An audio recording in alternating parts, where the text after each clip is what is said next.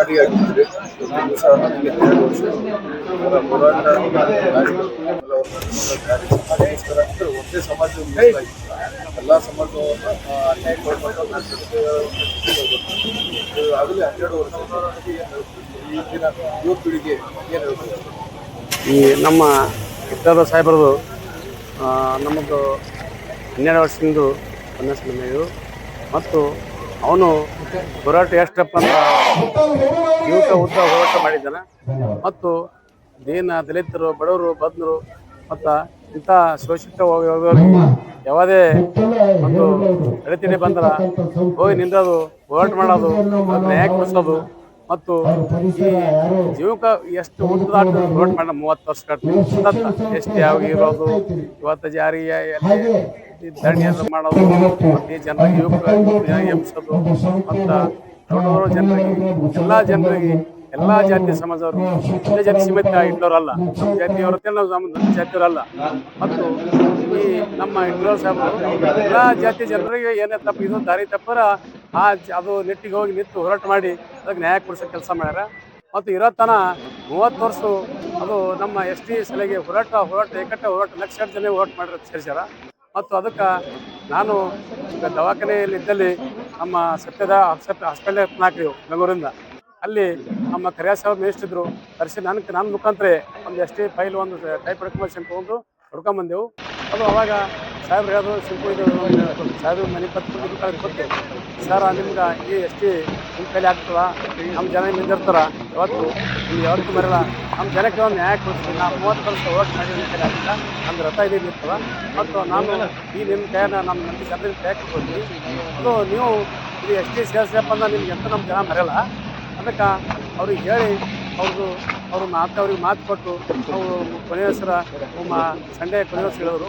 ಅವಾಗ ಹಿಡಿದು ಇವತ್ತಿನ ತನ ಎಲ್ಲ ಯುವಕರು ದೊಡ್ಡವರು ಸಣ್ಣವರು ಭಾಳ ಒತ್ತಿ ಕೊಟ್ಟು ನಡೆದಾರ. ಆದರೂ ಸ್ವಲ್ಪ ಕುಂಠಿತ ಬಿದ್ದವ ಸಮಾಜ.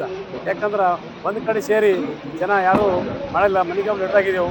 ಮತ್ತು ಅವ್ರು ಲೀಡರ್ ಆಗಿ ಕಾರಣ ಯಾರನ್ನ ಇಟ್ಟಾರ, ಯಾರೋ ಲೀಡರ್ ಯಾರಿಗೂ ಒಂದು ಮಾತು ಬರ್ತಿಲ್ಲ. ಮತ್ತು ಯಾರೂ ಇಲ್ಲಿ ಹೋಗಿ ಏನೋ ತಕ್ಕಂತ ಯಾರಿಗಿದ್ದಿಲ್ಲ. ಎಲ್ಲ ಯುವಕರು ದೊಡ್ಡವರು ಸೇರಿ ಎಲ್ಲ ಮಾಡ್ಬೇಕಂತ ಅದೆಲ್ಲ ಮಾಡೋದು ಇಟ್ಟರು. ಈಗ ಅವನ ದಾರಿಯಲ್ಲಿ ನಡೆದ್ರೆ ಎಲ್ಲ ಜನಕ್ಕೆ ಒಳ್ಳೆ ಆಗ್ತದ ಮತ್ತು ಜನರು ಸಮಸ್ಯೆ ಬಗೆಹರಿತದ. ಮತ್ತು ಒಂದು ಕನಸು ಏನತ್ತಪ್ಪ ಅಂತಾರ ಹಿಟ್ಲರು ST ಆಗತ್ತೆ ಕನಸು ಒಂದೇ ಇತ್ತು. ST ಮಾಡ್ರಪ್ಪ ಯಾರು ಅವ್ನಿಗೆ ದೊಡ್ಡ ಕನಸು.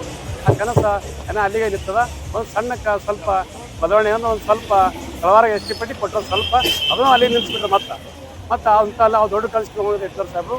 ಅದು ಅಷ್ಟೇ ಆಗಿದೆ. ಅದು ಮುಂದೆ ಹೋಗೋಕೆ ಎಲ್ಲರೂ ಸಮಾಜ ಎಲ್ಲರೂ ಎಲ್ಲ ಮುಂದೆ ಹಿಡ್ಕೊಂಡು ಹೋಗ್ಬೇಕು ಅಂತೇಳಿ ನಾನು ಮಾತಾಡ್ತೀನಿ. 2 ಮಾತಾಡೋಕೆ ಸಿಂಪಲ್ ಕೇಳ್ತೇನೆ.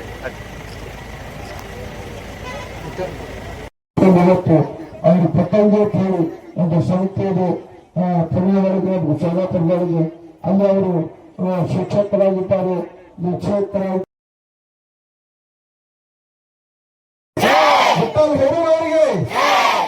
ಧನ್ಯವಾದ.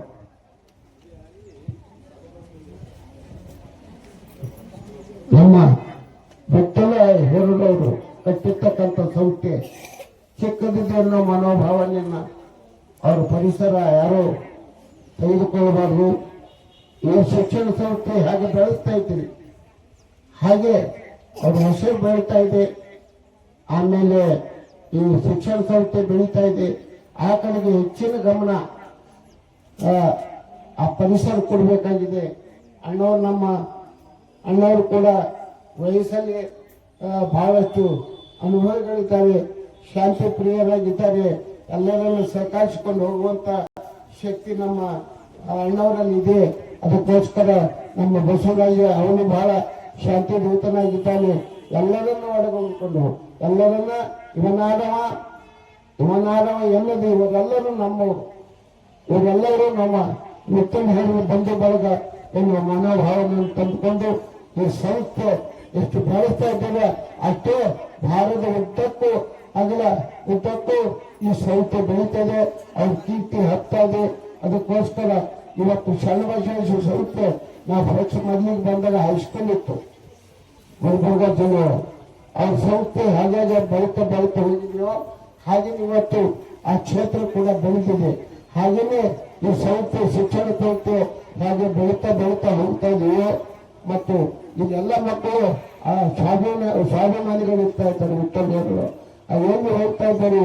ಇವತ್ತು ಒಂದು ಹುಡುಗಿ ಇವತ್ತು ನಮ್ಮ ಸ್ಕೂಲಿನಲ್ಲಿ ಕಲ್ತಂತ ಒಬ್ಬ ವ್ಯಕ್ತಿಯ ಮಗಳು ಇವತ್ತು ಲಂಡನ್ಗೆ ಹೋಗಿದ್ದಾಳೆ. ಆಕಿನ ಸಂಬಳ ಇವತ್ತು ಕೇಳಿದ್ರೆ 6,50,000 ಆ ಹುಡುಗಿದು. ಆಕೆ ಲಂಡನ್ದಲ್ಲಿ ಇದ್ದಾಳೆ. ಅವ್ರು ಕೊನೆಯೊಳಗೆ ಕಲಿತು ಇನ್ನೂ ಇದೇ ಸ್ಕೂಲ್ದಲ್ಲಿ ಯಾವ ದೇವರ ಅಂಗಪರಿಸು ಗೌರ್ಮೆಂಟ್ ಸ್ಕೂಲ್ಗಳಿಗೆ ಅವರು ಶಿಕ್ಷಣ ಪಡಿತಾರೆ.